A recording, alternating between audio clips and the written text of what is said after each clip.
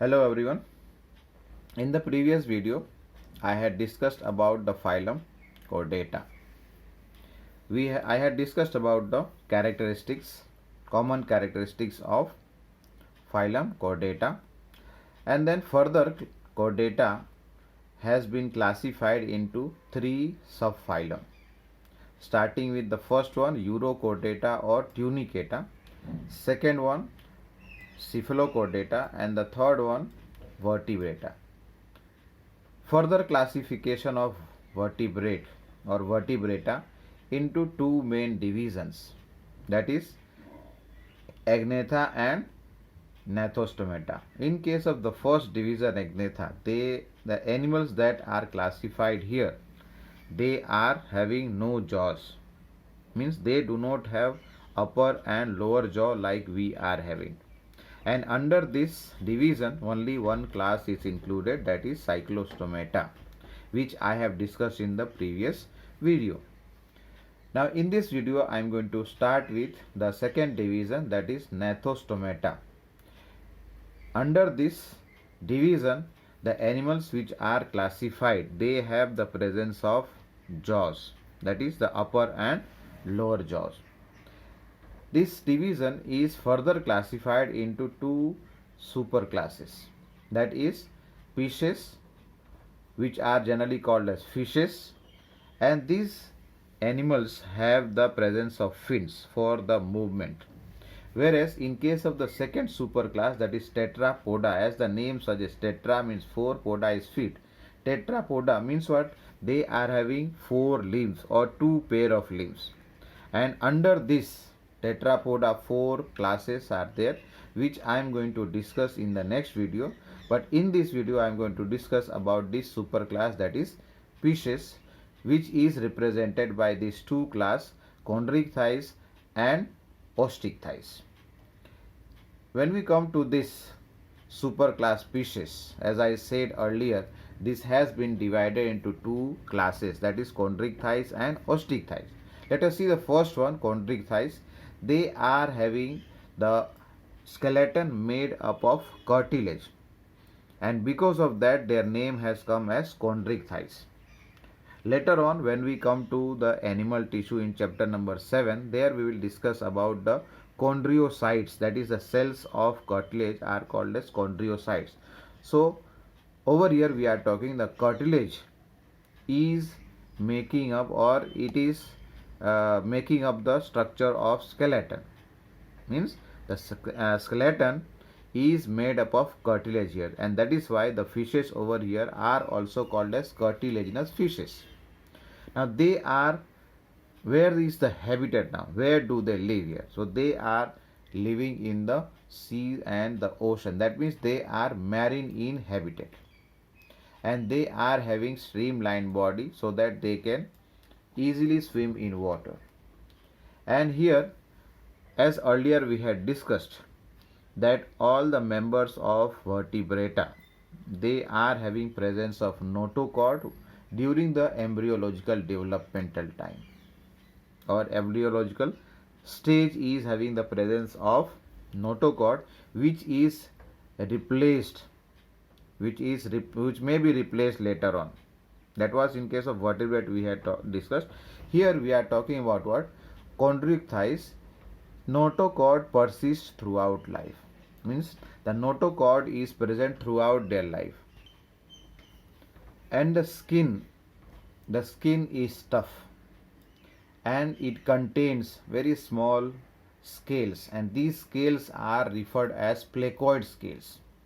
Once again, the skin is tough and it is covered by, or it contains the small scales which are placoid in nature. There are two types of scales we are going to discuss. One is placoid, and later on when we come to the osteichthyes, over there ctenoid or cycloid we are going to discuss. After a few minutes or few seconds I am going to show you in figure how it looks. The second character about the placoid scale is what? That the tip of the scale is facing backwards. That you will be able to understand when you see the figure. The mouth over here, the mouth over here is located ventrally. Mouth is located here ventrally, while the teeth, they have the presence of teeth, which are actually the modified form of placoid scales, the scales which are covering there or present on their skin. Here we are talking about the teeth, that is, the teeth is modified form of placoid scales, and these teeth are directed backward, means it is facing towards, the tip is facing towards the back side. And for respiration they are having the presence of gills, which are 5 to 7 pairs, and these gills are not having a cover, or the gill cover does not or is not possessed by the fishes or the members of this class chondrichthyes. Means over here we are talking about the gills are not covered by operculum, but here what is present here is the gill slits are present, which are separated, but they are not covered by an operculum or otherwise a gill cover. When we talk about the nutrition, the members of this class, they are having strong jaw.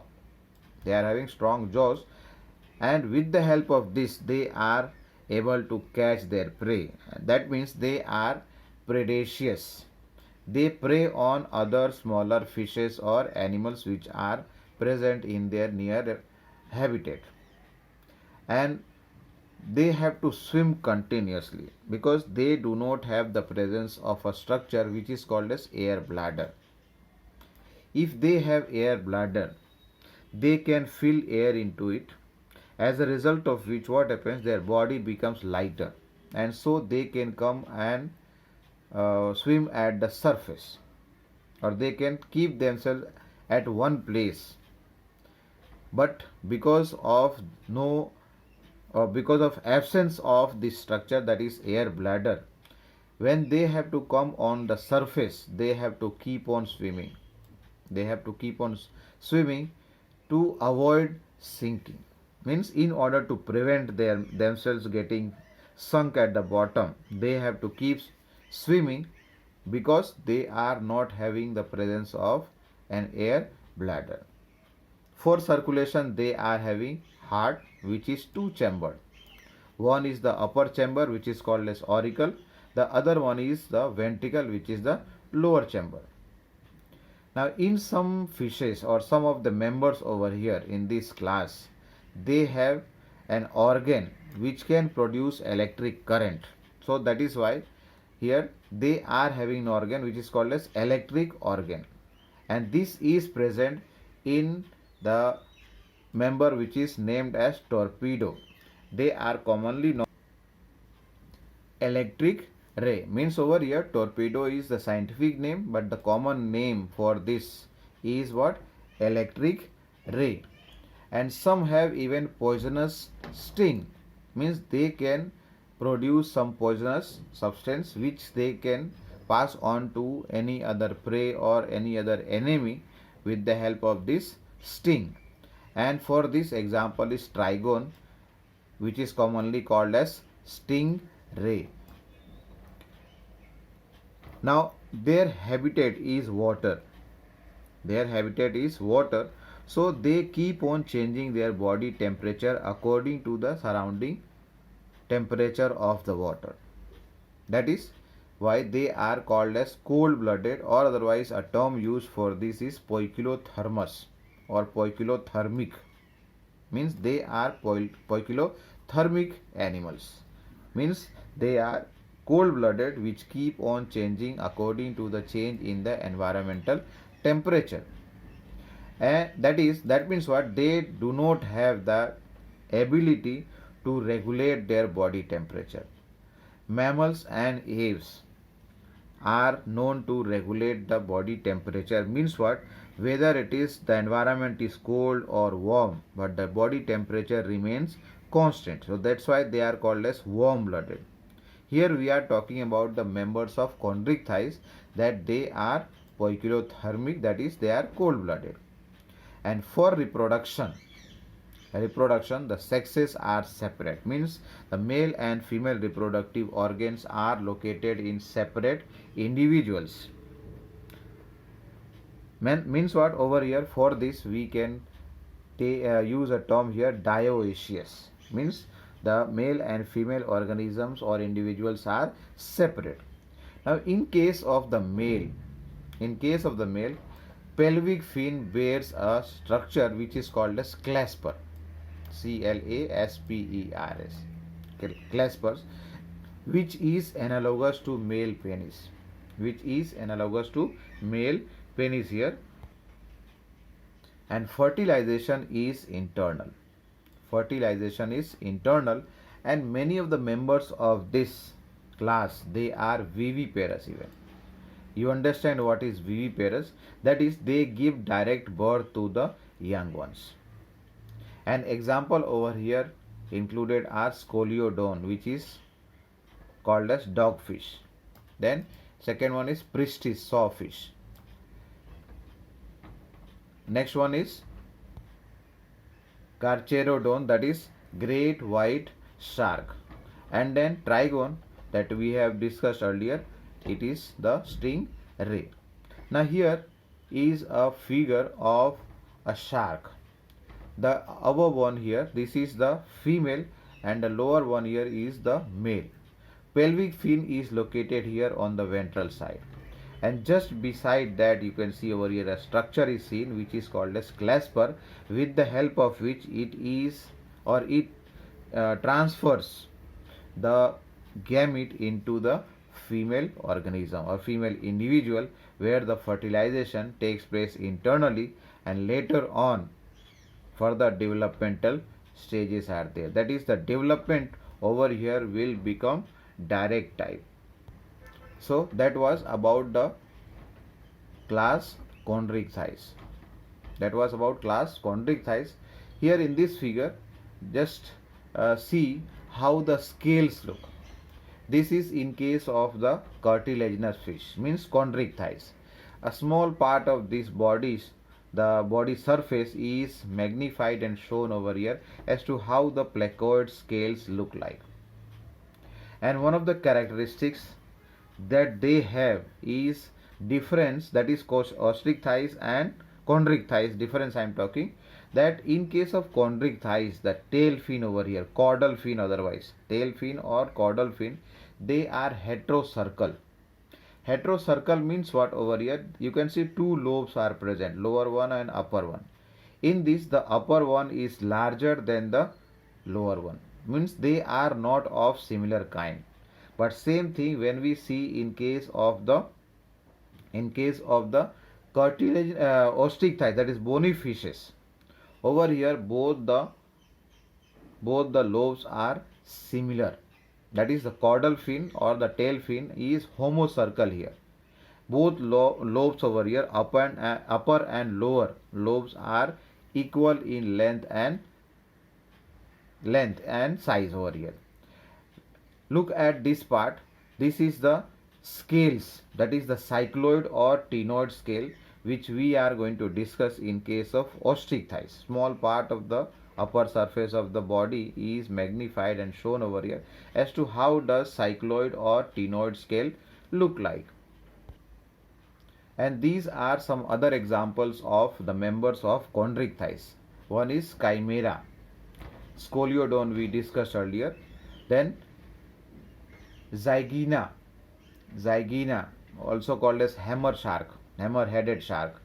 Then pristis, and then torpedo, electric ray that we discussed earlier, and trigon. And some others are included over here. You can just have a look here. Already some of them I have shown you in other figures. Now coming to the next class, that is class ostrich thighs. They are generally called as bony fishes. Why? Because their skeleton is made up of bone. That is, the skeleton is inside, that's why endoskeleton. Now what kind of habitat? So these animals or these fishes are able to live in the both marine and fresh water, means salty water and also in fresh water. And because their body skeleton is made up of bone, so that is why they are having bony skeleton. Their body is again streamlined so that they are able to swim easily in water. Here the mouth is placed at the terminal end. Over here you can see at the tip, and that is why this is mouth is located here terminally. In case of chondrichthyes, the mouth we discussed that it is present on the ventral side. It is not at the tip. Then the body is covered by the skin, that is, let us say skin is covered or body is covered by a scale which is cycloid or ctenoid scale that I showed you in the figure earlier. For respiration they are having gills, no doubt, and these gills are 4 pairs. These gills are 4 pairs, and they are covered by a gill cover or operculum. You can see in this figure, if you note down, just behind the eye, this part over here, this is the operculum. From here it can flap like, it can open, flap like. So what happens when they are swimming, at that time water enters through their mouth, then passes over the gills which is covered over here and comes out from here. So when the water passes over the gills, exchange of gases take place. And in this, that is the class Osteichthyes, the fishes are having the presence of air bladder. That means when they have to go deep into the water, at that time what they do, they remove the air from this air bladder. As a result of which their body becomes little heavier, and so they can easily swim down to the bottom of the water. But when they have to come on the surface and they want to remain, or they have to remain at one place, so at that time this air bladder is very helpful. Why? Because in this air bladder they fill the air, as a result of which their body becomes lighter, and so they can swim at the surface and remain there for whatever duration they want to, because this air bladder provides them buoyancy, means it helps them for coming on the surface and also in the process of swimming on the surface. And according to requirement they can fill or empty the air bladder. Now coming to the circulation. So for circulation they are having heart which is 2 chamber. Like in chondrichthyes, 2 chambers are there, one upper chamber called as auricle and one lower chamber that is called as ventricle. And they are living again in water. Their body temperature keeps on changing according to the environmental changes, that is changes in the environment, and their environment is the water. As the temperature of water changes, they have to adjust that with their change in their body temperature. For reproduction, both the individuals, male and female individuals, are separate. Both the male and female individuals are separate. That means here the sexes are separate and the fertilization is external. In case of chondrichthyes, fertilization is internal, whereas here it is external. The male and the female fishes, they have to pass out their sperm and ovum into the surrounding water, where the fertilization takes place externally. And they are oviparous. Mostly they are oviparous, means what? Inside the egg, after fertilization, the embryo develops into a young one, and the development over here is direct, means once the development of the embryo inside the egg is completed, at that time the eggs hatch out, and from there the small baby fishes come out which look like the adult, and that's why here the development is direct type. The examples that are included here, marine, in case of marine fishes, that is, one is the flying fish, scientific name is Exocoetus. Second one is hippocampus, that is the seahorse. In case of fresh water, commonly called as rohu, and scientific name over here is labio. Second one is katla, common name is katla, and scientific name also is katla. Third one is magur over here, commonly called as magur, and the scientific name is Clarias. In case of some fishes which are domesticated or kept in aquarium, so one of them is betta, that is Betta, that is a scientific name, and the common name it is called as fighting fish. The second one is Pterophyllum. The common name for this is angelfish. So that was about the superclass species, under which two classes, one is the osteichthyes, which are bony fishes. The other one is the class chondrichthyes, which are called as cartilaginous fishes. Thank you.